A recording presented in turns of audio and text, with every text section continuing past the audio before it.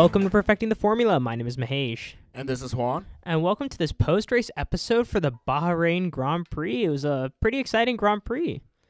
It was. Yeah, and so we had all sorts of action, DNFs here and there, and good passing, lots of DRS zones, interesting FIA rulings. So let's jump right in. And first, Juan, one word to describe all of that action. All right, since we're in America and we just had the opening week last week, I want to throw an Empire word and just say safe. Safe, safe. Interesting. Mine is gonna be GP2 engine. Oh, all right. GP2. So we kind of know where mine is coming from, but we'll get into that later. Why GP2 engine? Oh, I think Charles Leclerc would agree with me that once his electric side of his engine failed, that it felt like a GP2 engine. Oh, yeah, definitely. Just losing seconds. Yeah. And then the Renaults, obviously, which we'll get into later in the episode. So first, let's run through, for those of you that didn't get a chance to watch, the finishing order for this race. So in first place, we obviously had Lewis Hamilton with Mercedes. Second place, Valtteri Bottas with Mercedes. So another 1-2 lockout for Mercedes. That's 2 in a row to start off the season. A very impressive showing. Number 3 was Charles Leclerc, who also got fastest lap, so he got the bonus point with Ferrari. 4, Max Verstappen with Red Bull. 5th, Sebastian Vettel with Ferrari. 6th, Lando Norris with McLaren. 7th, Kimi Räikkönen with Alfa Romeo. I almost said Sauber. 8, Pierre Gasly with Red Bull Racing. 9th, Alexander Albon for Scuderia Toro Rosso. And 10, Sergio Perez for Daddy Stroll, a.k.a. Racing Point. So that was the race order for the top 10. Let's go ahead and look at our driver standings now. In first place, we have Valtteri Bottas with 44 points, leading Lewis Hamilton by just 1 point, where Lewis Hamilton is 43 points. And here's the interesting thing. What was that 1 point? Oh, the fastest lap. Ladies and gentlemen, it is already deciding championship fates. It's very interesting. Number 3, I think, was a little bit of a surprise that I don't think if anyone had asked who we thought would be third in the championship 2 races in, they would have guessed this. But third is Max Verstappen with Red Bull Racing with 27 points. 1 point behind him, again, another surprise, is Charles Leclerc with 26 points. So just 1 point behind. And then in 5th is Sebastian Vettel. So this is some interesting stuff we've got going on here. Both what we would consider to be the number 2 drivers are beating out their number 1 drivers, and Red Bull's holding the 3rd spot in the standings. Obviously not where they would like to be. So next up is the 2019 Constructor standings. And in first place, we obviously have Mercedes with 87 points out of the gate. So 87 fam. Stop. Anyone who got that reference can jump in. Number 2 is Ferrari with 48 points. Number 3 is Red Bull Racing with 31 points. So, I mean, about where we expected. We knew these would be the top 3. And yeah, the point differential is a little high between Mercedes and Ferrari, but obviously there's still 16 races to go. Nothing to be concerned about. What is interesting is the number 4 team. I don't think anyone saw this coming, but number 4 is Alfa Romeo, which is definitely a bit of a surprise. And speaking of surprises, I guess we'll just jump right into that section. So, I mean, surprises in this race. I mean, good people that showed out that I wasn't quite expecting. I think for me, I'd have to start with Lando Norris, wouldn't you say? Oh, you stole mine. Oh, well, then I'll go ahead. By all means. I was surprised on Lando Norris. We've been having issues with at least the other half of the garage with Carlos Sainz's cars just not making it through on either races. But Lando Norris, he started in 10th and made it up to 6th. He had a pretty hot battle between himself and Räikkönen halfway through the race. And it was watching one of the biggest age difference. Maybe not the biggest age differential. He was literally twice the age of Lando Norris. Yeah, yes. I mean, it was an exciting battle to see, but Lando proved his mettle and showed that he is in the right racing series. And, best of the rest finished today. So it's sad that we have to say best of the rest, but it was a best of the rest finish. So that was a good show out. I think the other surprise for me is right behind him, Kimi Räikkönen and Alfa Romeo showing out in number 7. Actually, he wasn't one of my... Oh, you expected Kimi Räikkönen to do well? I was expecting him to do well, or at least put up a bigger tough fight, or at least more prolonged as it lasted, because it only lasted maybe 2 or 3 laps, if I remember right. Right. I mean, I in my opinion, it was still an impressive showing, but obviously We can't all reach Juan's standards. Yeah, I thought that was a good showing for me. I mean, those were all of the good showings I personally had. What about you? Um, I did think Renault was doing pretty well. They were doing great. Uh, they kept, especially Hulkenberg, and Hulkenberg was actually pretty impressive throughout the whole race. Beating out Ricardo at one point because they got pretty feisty between each other. I mean, yeah, that was pretty exciting. Hulkenberg folded in the end plate of Ricardo's wing, which was So if you interesting. look at the repeat, actually Ricardo locked up and ran Yeah, into the yeah, rear yeah, tire. yeah. I didn't mean to assign blame to Hulkenberg. But yeah, I mean, it was some good racing. Renaults were showing some surprisingly good pace. Hulkenberg was doing surprisingly well, but this obviously is a good transition into our disappointments. And they had the craziest strategy, if you remember. Yeah, I mean, I don't know what they were doing with that one-sub strategy with Ricardo. I don't think it worked in the end, but it didn't matter in the end because starting with our disappointments, double DNF on this almost the same turn. Yeah, same lap count, especially. So between each other, I forgot. One was on turn one, and one was just shortly after. And yeah, they both DNF'd. Looked like it was not the same thing or the same source of the problem, but they both had the same problem. Yeah, it was interesting to see both of them double DNF, and yeah, definitely not the same problem. We had an electrical cutout on Ricardo's car, and actually that's why they couldn't move it because the car was live with electricity, and they didn't want anyone touching it. And then what appeared to be a total engine failure on Hulkenberg. So two different issues, but yeah, not a good showing. And then the other team that is kind of their rival that really didn't have a good showing either was Haas. Yeah, Haas, Grosjean DNF'd. Yeah, Grosjean DNF'd, and Kevin Magnussen, who qualified way up there on the grid, finished P13. So, I mean, Grosjean did finish 8th. My bad. Grosjean DNF'd, yeah. Grosjean qualified 8th. But yeah, it was just not a good showing on the behalf of Haas. I mean, I don't know where their race pace went. But on the bright side, Williams finished. Oh my god. Gee, at this point though, I was kind of happy they were at least running next to each other this race, so they had someone to play with. For a while, actually, Kubica was a lap leading Sainz until Sainz finally caught up. Yeah, that's true, but yeah. That's true, but I mean, still bad showing by Williams as always. But yeah, I mean, Haas was a disappointment. Renault was a disappointment. I think the other big disappointment on a driver that is at risk of losing his seat at this point, 2 races into the season, Pierre Gasly.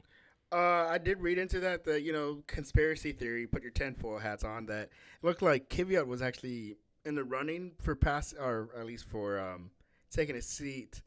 I wouldn't put my hopes up. Maybe we have to wait to the biggest race for Red Bulls and Toro Rosso's one of the bigger updates for Barcelona and see what happens there.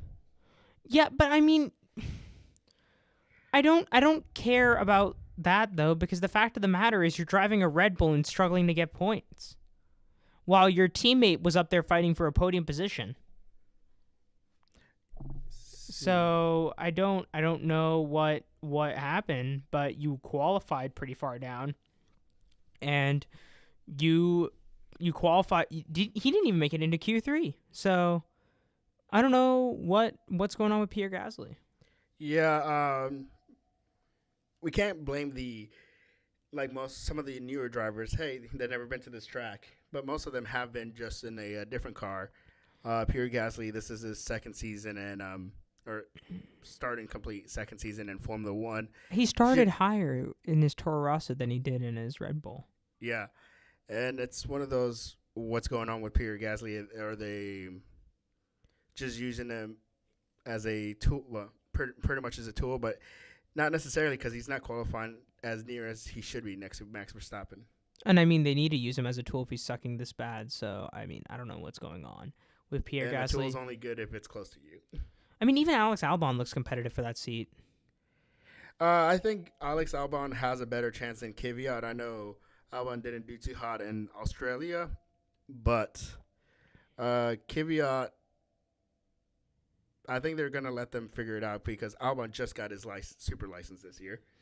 Yeah, I mean, I think it's a little odd, just to say the least, that Pierre Gasly's so far off the pace. I think by the end of the season, he's not going to have his seat. Period. I don't think he should have his seat.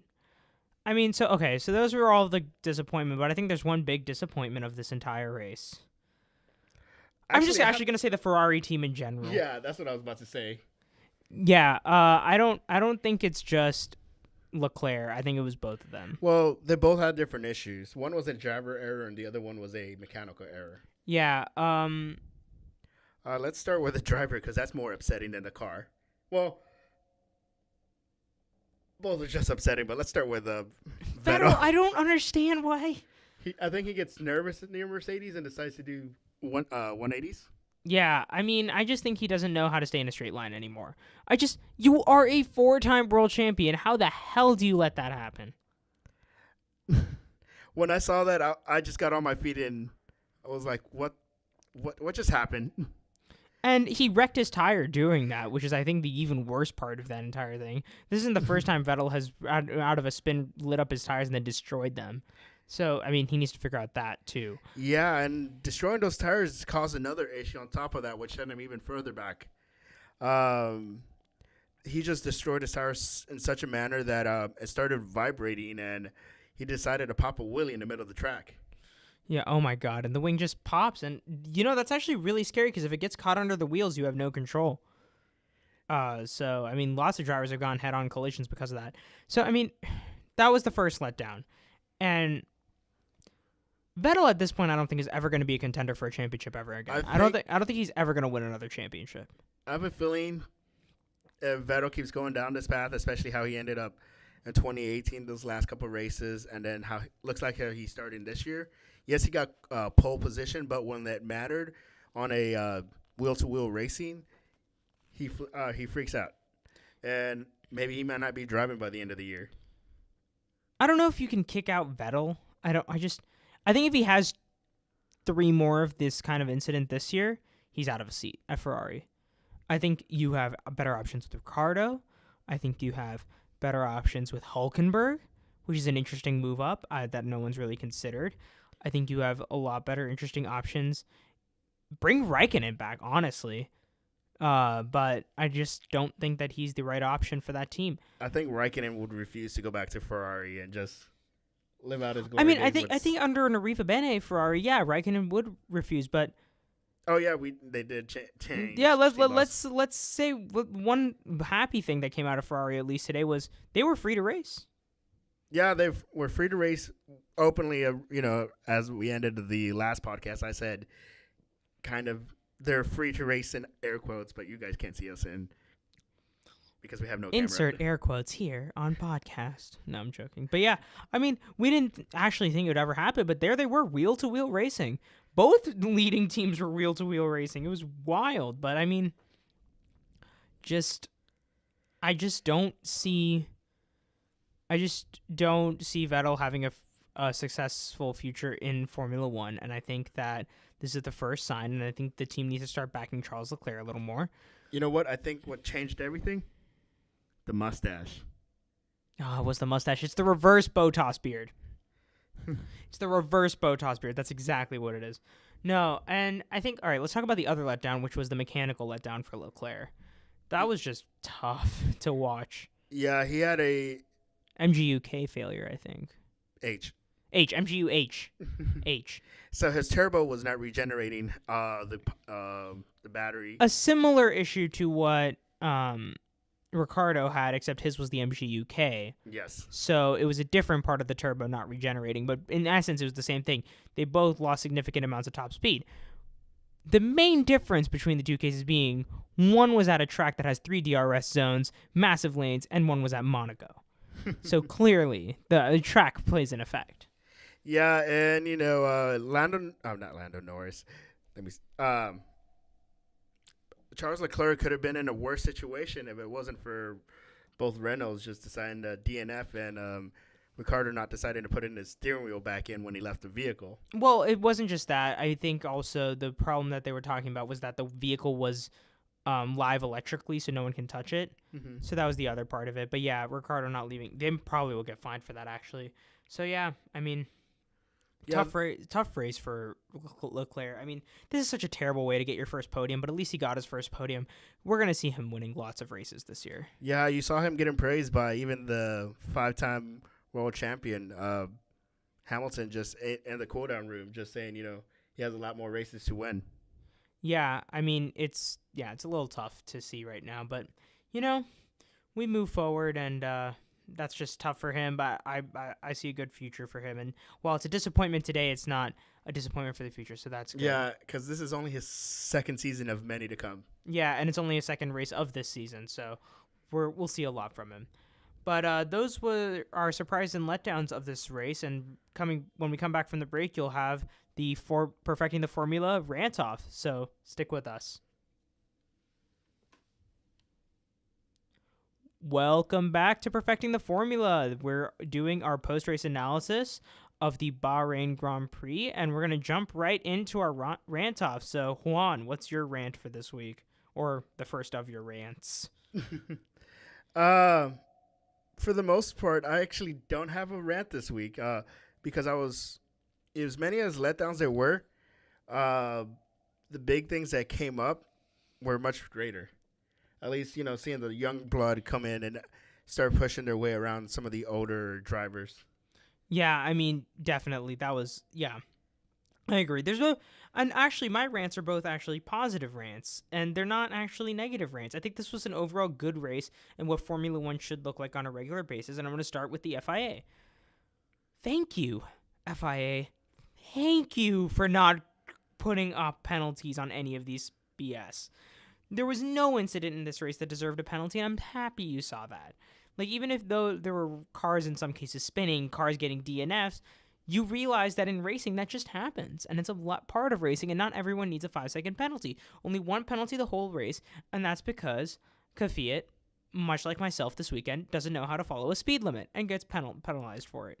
So let's just say round of applause for that, and good job on that. I mean, don't you think? Yeah, they did great. There were 3 investigations. Well, 3. Only one of them came up bad on Kvyat, and the rest, they just happened to be, love taps. It wasn't a intentional love tap like Lucas Degrassi likes to do. But Lucas Degrassi passing technique. I shove right in there. But overall, it was a great race, and I like the performance of all the drivers. Yes, some of the teams are more disappointing, at least for the mechanical issues that came up. But I enjoyed the race overall. And I think a big component to the race, which is kind of my next thing I want to talk about, was the 2-stop tire strategy. I think, how a lot of cars, like that whole decision between 1-stop and 2-stop. I think too many races have 2 set of a strategy that really works. Like, you have to do a 2-stop or you have to do a 1-stop, and every team does it. These first 2 races, we've seen split strategy attempts, and we've seen, things of that nature. And I think that that's really cool. And I think that Pirelli needs to integrate that into how they design their tires. And I think Formula One needs to integrate that in general in having multiple tire strategy options, because it led to a very interesting race. Yeah, definitely. And I think that, the way the design is designed, and as well as the area. So obviously it's a little hotter down there, but the surface of the track is actually more abrasive, so it actually destroys the tires much quicker than the other tracks. Right, because of all the sand. But remember, it's not even actually that warm because it's at night, so the track cools down very much so. Hence why we saw much higher degradation during race than in practice. So, I mean, definitely we'd love to see more strategy calls like this. We've seen a lot of interesting strategy these first few races, and it's kind of funny to say that the thing that triggered all of these interesting strategy calls this race wasn't actually a bold strategy call by Red Bull, but rather a slow puncture, which forced the early pit stop by Verstappen. Yeah, so at least what they maybe Pirelli should integrate into the rest of the races. If you remember, last year was on Silverstone race was the actual first year they actually shaved, if I remember, 1 millimeter or 0.1 millimeter off the tire surface to make it degrade faster. So maybe they, fillet some off the top. What do you think? I'm a huge fan. It just that whatever it takes to keep this racing series interesting. I think this was the first Formula One race. They were describing it as an absolutely riveting, constant action kind of thing, and I was like, this is a normal Formula E race, and it's happy to see that Formula One's finally reaching that point. So how much of it you think is the aero or the new aero? I think a huge amount, and I think that was going to be the next thing I talk about. I think this aero package is a big leap forward for Formula One. I think that you have closer following distances now. DRS is a little aggressive. I think they can tone it down now that you have good following pace. I think the DRS was much more critical when you couldn't follow closely, but now that you can, it's not as critical. So I'm a huge fan of it. I mean, do you have any opinions on it? I like the new aero. There was some issues that were brought up, that actually started coming to play. How Ricardo's end plate got crushed in. So if you remember, many years ago they had wide wings as well, and they started clipping them for whatever reasons, and they made them narrower. So I don't know if maybe leaving them to the length they are now or cutting them narrower, so they won't be guessing how far the wings are. Yeah, I think that's a good point. Yeah, that would reduce on punctures. Yeah, it's an interesting point. Overall, though, I think we can say it's a good step forward on the aero package. But yeah, maybe narrow wings are the way to the future. I think Formula E realized that. Or just put fenders around your wheels, but still call it open wheel racing. The rear tire is half open. Hence the open wheel racing. But yeah, no, I thought that was pretty great that we have that new aero package. And I love that one point because it's keeping things spicy. Oh my gosh, yeah. The next thing is the fastest lap point. I mean, it's deciding the championship already. I mean, purists have been really against this, but I think there's something to be said for getting in the fastest lap. It shows that you had the highest amount of pace, and maybe you didn't have endurance, but in horse racing, the Triple Crown, there's the endurance part of it, and there's the speed part of it, and you get awarded for both, so why not in Formula One? So if you remember the last couple laps of the race before the safety, everything broke loose with the Renault. Bottas was actually talking to his race engineer about when is the best time to start setting the fastest lap. Right, and I mean, you could see it's already starting to play into their strategy because they were thinking, how late can we wait till our tires or till we have something to finish a race with tires? Right, and in the case of where you saw where Vettel was, or when you have that gap where you can easily pull off a pit stop, and if you have a set of softs lying around, I think you're going to see a lot of teams. This can even start messing with tire allocation. If teams get the sense that they might have a chance at the end to go for fastest lap, they might allocate an extra set of the soft compound before they get to the race, so that they have a set if they need to pull fastest lap. Yeah, and actually Bottas had 2 new tires and 1 used tire, where his teammate had all new tires across the race. Yeah. So you could see it plays into strategy now, not only during their practice and qualifying. Now they just need to know how to work this out throughout the race. Yeah, definitely. But the fastest lap is already wreaking havoc, and I think it's going to continue to. And I mean, it's 1 point between the leader and the second place currently in the driver's standings, and the only point that is fastest lap. So clearly, there's some importance to it. In Formula One, I really want to get rid of the top 10 rule. That you have to finish in the top 10 to get the fastest lap point. Would you at least say finish the race? Finish the race. I think finish the race is a good one. I say that like it's obvious, but Formula E, it wasn't obvious that you had to finish the race, and that's why Buemi won a championship. But yeah, that's why I brought that up. Yeah, no. I would say you need to finish the race, but I say don't do top 10. It gives a chance for, if you're in 15th and you have no hope, just put on a set of softs and just go for it. Alonso last year. What track was that he set the fastest lap? Silverstone?